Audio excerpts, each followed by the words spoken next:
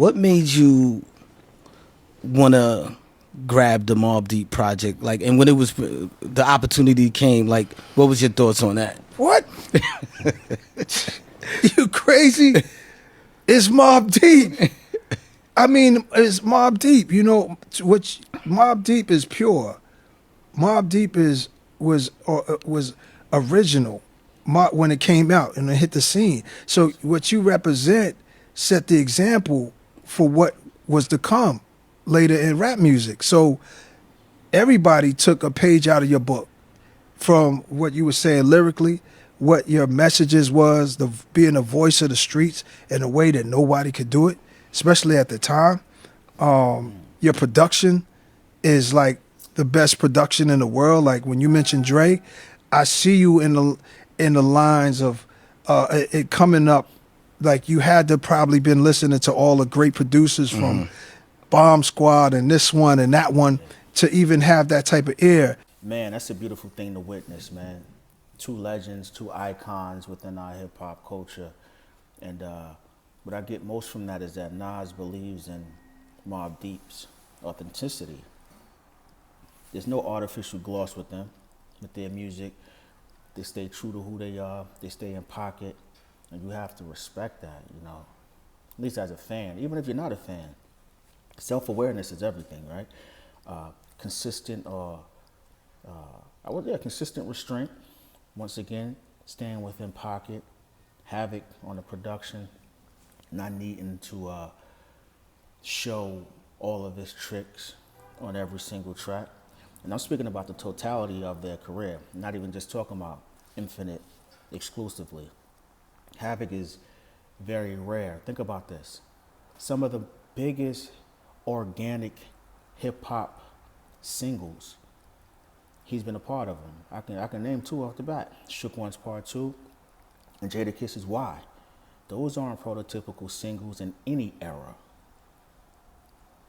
It just happened that way because the music gravitates or people gravitate to that sound.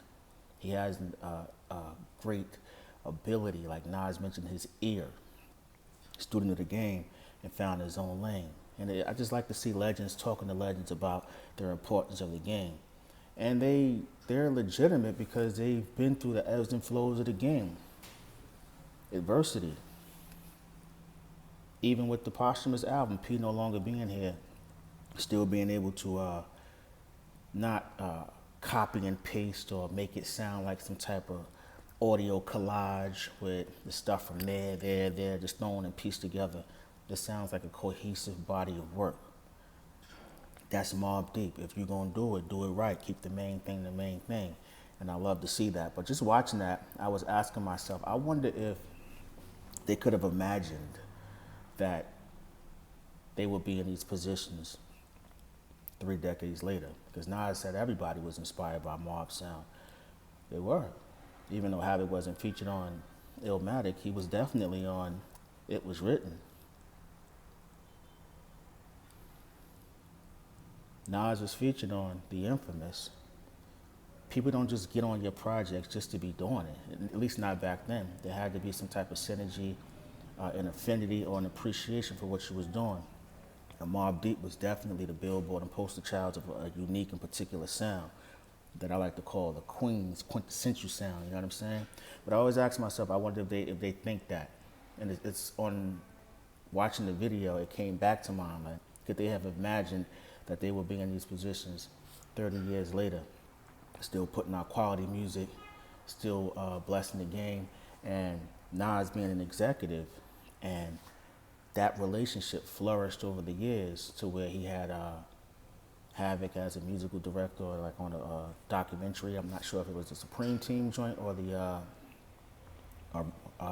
Ralph McDaniel joint, but I know Havoc was definitely a music supervisor.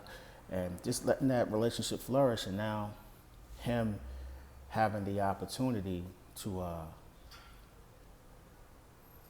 roll out, for lack of a better term, or give Mobb Deep a platform, not just as an executive. He got in the booth and gave him 3 verses. So it's just a beautiful thing to see. You can tell there's a respect there. There's honesty there. It's not disingenuous. it just seems like these individuals are very fond of each other. And Nas don't do interviews for everyone, so I guess he respected what Havoc's doing as far as the project goes, and he felt there was a need to be a part of it. And I would be remiss if I didn't mention that they've set the trend as far as posthumous albums go. They are now the new standard on how it should look, what the experience should feel like, and just being a gatekeeper of the legacies of the individuals that are closest to you. Didn't let the industry come in with the politics and violate what Mobb Deep has done all these years, losing their cachet or their equity just for a money grab. That's why I can do 3 videos of Infinite, the breakdown of lyrics and production, because I like what was done all the way around. You know, I can appreciate it as a fan, and just to see the shift, how they're revered now, man. It's something very special to experience and witness. And seeing Nas acknowledge this publicly is gratifying, and it's good to see that Havoc is getting his flowers. We already knew who Havoc was. Nas isn't stating anything different, but to hear it from Nas means a lot. And after watching such a video, like, is a reminder that, you know, legacy is earned over time.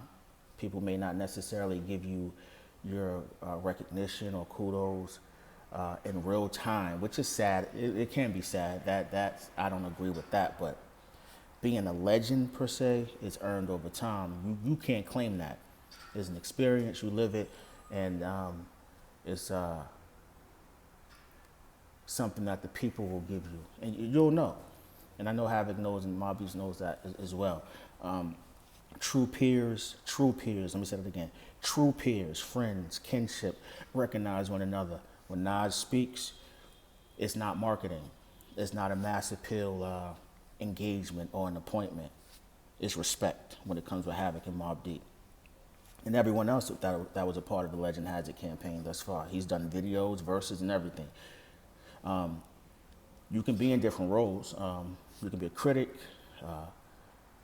of yourself, right? A collaborator. You could be, Havoc has the infamous hour right now, but you can still stay along your lane and your lineage. You know, he's showing that as well. All of them are just showing you how you should grace or age gracefully within the culture that you appreciate, and you don't have to be caricatures or be something outside yourself just to be famous or remain, you know, people's favorite word, relevant. And time definitely magnifies authenticity. Mobb Deep has been Mobb Deep since I've been introduced to them. And I can't really say that it has changed from a youngster to this present time. They are who they are, and I respect that, and I love them for that, you know. All in all, just watching that video is much more than words. It's a respect level, it's admiration, it's something we should all aspire to be, you know what I mean? Like, if you see someone doing well, doing their numbers, or if you appreciate them, or appreciate what they brought to the game, as far as music goes, character, or all the boxes, it's okay to state that publicly, you know what I'm saying? I think Nas, once again, has a deep respect, and I think this process has probably deepened that respect. How Havoc handled it, from even in an interview stating how he wanted P's family to be involved because they know him better than anyone. That's what he said, even though that was his group partner or his group mate or one of his best friends, if not his best friend. Over time, he understood that the family being involved meant something as well. It made that a priority. So just to witness all of that, Havoc, man, I know that phone is on fire, like I stated in one of those previous reviews I did for Infinite. And hopefully, you know, things continue to ascend and continue to progress, and everybody takes notice.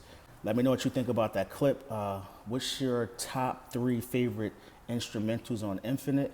And remember, you can achieve anything in this world through sheer hard work and patience. God is the greatest. It's your man, Easy to Easy Experience. I appreciate you. Go get yours. Shit. Hey, yo,